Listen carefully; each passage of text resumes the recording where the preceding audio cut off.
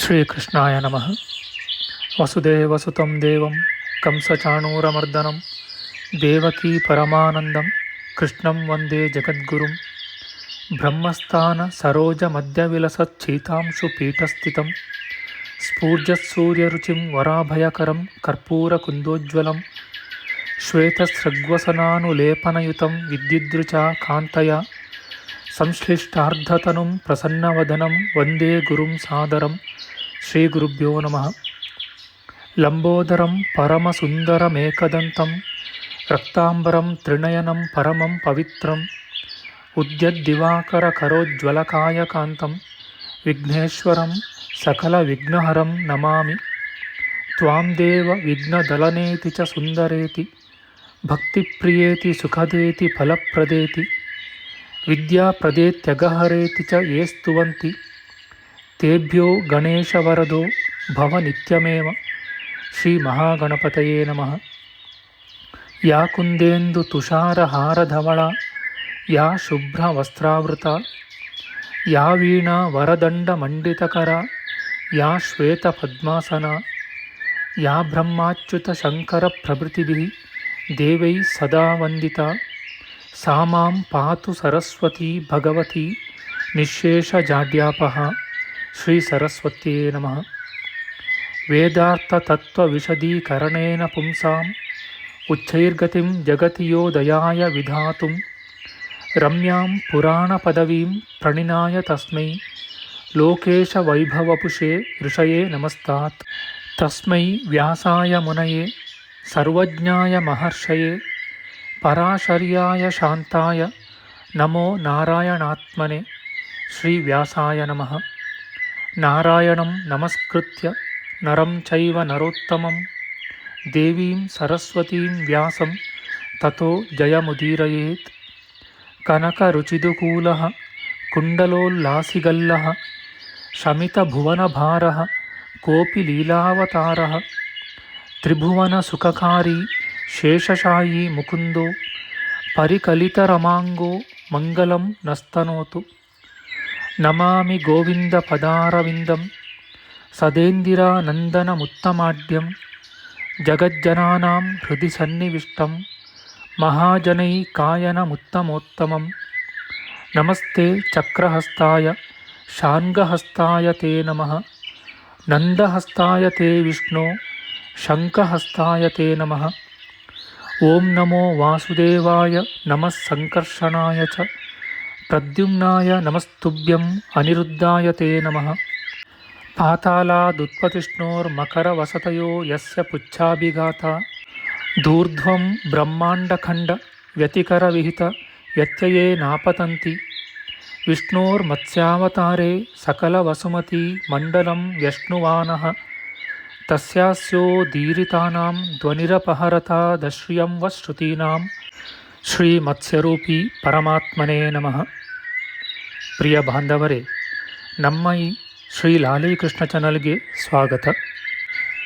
ಇಂದಿನ ವಿಡಿಯೋದಲ್ಲಿ ನಾವು ಶ್ರೀ ಮತ್ಸ್ಯ ಮಹಾಪುರಾಣದ 164ನೆಯ ಅಧ್ಯಾಯವಾದ ಪಾದ್ಮಕಲ್ಪ ವೃತ್ತಾಂತ, ವಿಷ್ಣುವಿನ ಮಹಿಮೆ, ಚರಾಚರಾತ್ಮಕವಾದ ಜಗತ್ತೆಲ್ಲ ಅವನ ಸ್ವರೂಪ ಎಂಬ ವಿಚಾರ ಮಾಡೋಣ. ಶ್ರೀಕೃಷ್ಣಾಯ ನಮಃ. ಋಷಿಗಳು ಹೇಳುತ್ತಾರೆ, ಎಲೆ ಸೂತ ಪುರಾಣಿಕರೇ, ನರಸಿಂಹಸ್ವಾಮಿಯ ಮಾಹಾತ್ಮ್ಯವನ್ನು ವಿಸ್ತಾರವಾಗಿ ಹೇಳಿದೆ. ಇನ್ನು ಅದೇ ಭಗವಂತನ ಮತ್ತಾವುದಾದರೊಂದು ಮಹಿಮೆಯನ್ನು ವಿವರವಾಗಿ ಹೇಳು. ಈ ಜಗತ್ತು ಸುವರ್ಣಮಯವಾದ ಪದ್ಮರೂಪವನ್ನು ತಾಳಿದುದು ಹೇಗೆ? ಆ ಪದ್ಮದ ಮಧ್ಯದಲ್ಲಿ ವಿಷ್ಣುವು ಆದಿ ಸೃಷ್ಟಿಯನ್ನು ಹೇಗೆ ಮಾಡಿದನು? ಸೂತ ಪುರಾಣಿಕರು ಹೇಳುತ್ತಾರೆ, ಸೂರ್ಯಪುತ್ರನಾದ ವೈವಸ್ವತ ಮನುವು ನರಸಿಂಹಮೂರ್ತಿಯ ಮಹಿಮೆಯನ್ನು ಕೇಳಿ ಆಶ್ಚರ್ಯದಿಂದ ಕಣ್ಣುಗಳು ಅರಳಿರಲು ಕೇಶವನನ್ನು ಪುನಃ ಪ್ರಶ್ನಿಸಿದನು.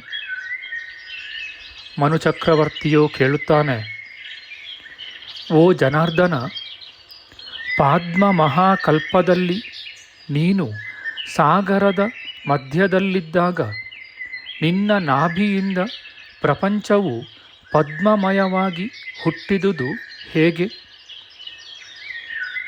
ಸಾಗರದ ಜಲದಲ್ಲಿ ಶಯನಿಸಿದ್ದ ಪದ್ಮನಾಭನ ಮಹಿಮೆಯಿಂದ ದೇವತೆಗಳು ಋಷಿವರ್ಗಗಳು ಕಮಲದಲ್ಲಿ ಹುಟ್ಟಿದ ಬಗೆ ಹೇಗೆ?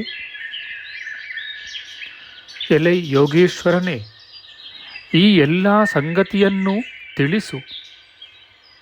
ಅವನ ಕೀರ್ತಿಯನ್ನು ಎಷ್ಟು ಕೇಳಿದರೂ ನನಗೆ ತೃಪ್ತಿ ಹುಟ್ಟದು. ಆ ಪುರುಷೋತ್ತಮನು ಶಯನಿಸುವುದಕ್ಕೆ ಎಷ್ಟು ಕಾಲ ಹಿಡಿಯುವುದು? ಅವನ ಯೋಗ ನಿದ್ರೆಯಲ್ಲಿ ಆಸಕ್ತನಾಗಿರುವ ಕಾಲದ ಪರಿಮಾಣವೆಷ್ಟು? ಆ ಕಾಲವು ಒದಗುವ ರೀತಿ ಹೇಗೆ? ಮಹಾಕೀರ್ತಿವಂತನಾದ ಆ ಪರಮಾತ್ಮನು ಎಷ್ಟು ಕಾಲಕ್ಕೆ ಯೋಗ ನಿದ್ರೆಯಿಂದ ಏಳುವನು? ಆ ದೇವನು ಎದ್ದು ಜಗತ್ತನ್ನೆಲ್ಲ ಸೃಷ್ಟಿಸುವುದು ಹೇಗೆ? ಓ ಮುನೀಶ್ವರ, ಆದಿಯಲ್ಲಿದ್ದ ಪ್ರಜಾಪತಿಗಳು ಯಾರು? ಸನಾತನವಾದ ಈ ವಿಚಿತ್ರ ಪ್ರಪಂಚವನ್ನು ಅವನು ಹೇಗೆ ನಿರ್ಮಿಸಿದನು?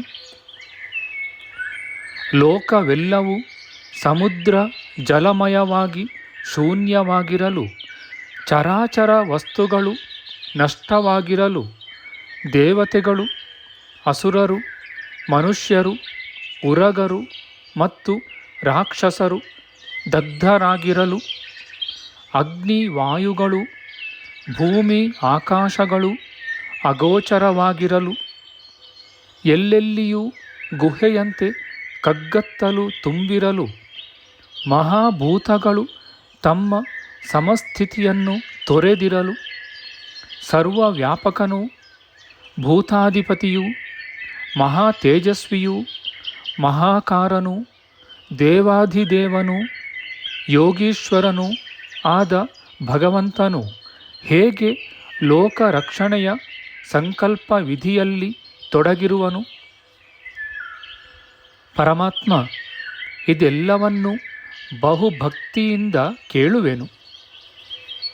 ಎಲೈ ಧರ್ಮಿಷ್ಠನೇ, ಶ್ರೀಮನ್ನಾರಾಯಣನ ಯಶೋರೂಪವಾದ ಈ ವೃತ್ತಾಂತವನ್ನು ಹೇಳು.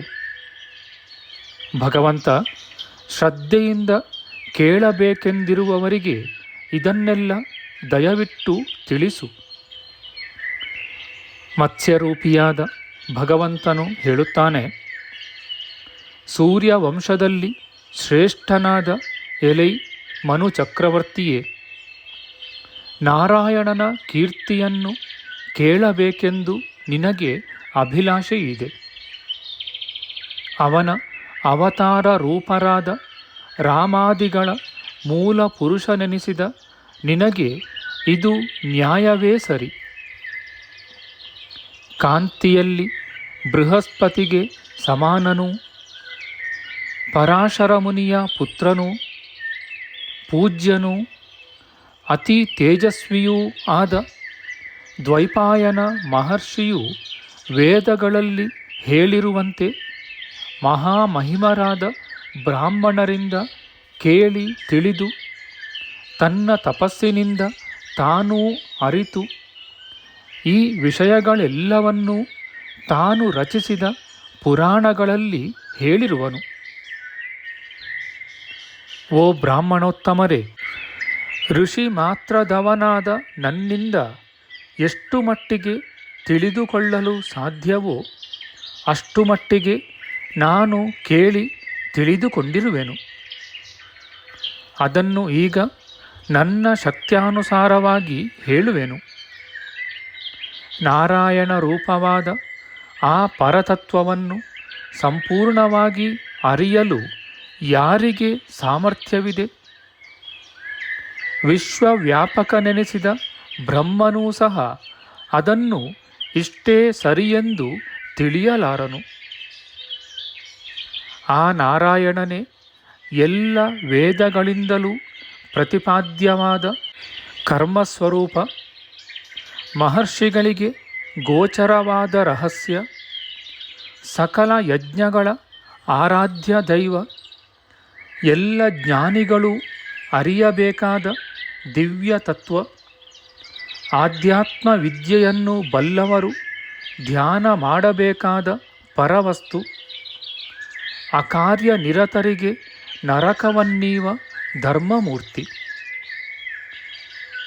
ಭೋಕ್ತೃವೆನಿಸಿದ ಪುರುಷನೂ ಅವನೇ, ಯಜ್ಞಗಳಿಂದ ಆರಾಧಿಸಲ್ಪಡುವ ಕಾರಣ ಅವನನ್ನೇ ಆದಿಯಜ್ಞನೆನ್ನುವರು.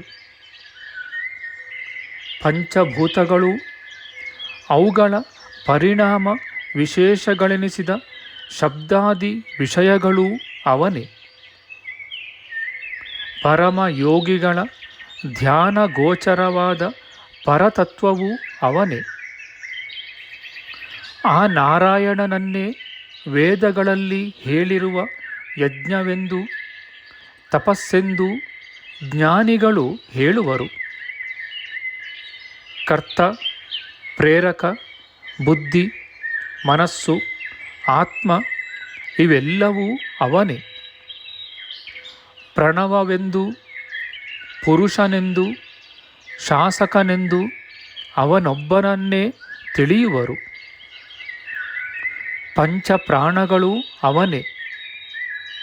ಶಾಶ್ವತ, ಅಕ್ಷಯ, ಕಾಲ,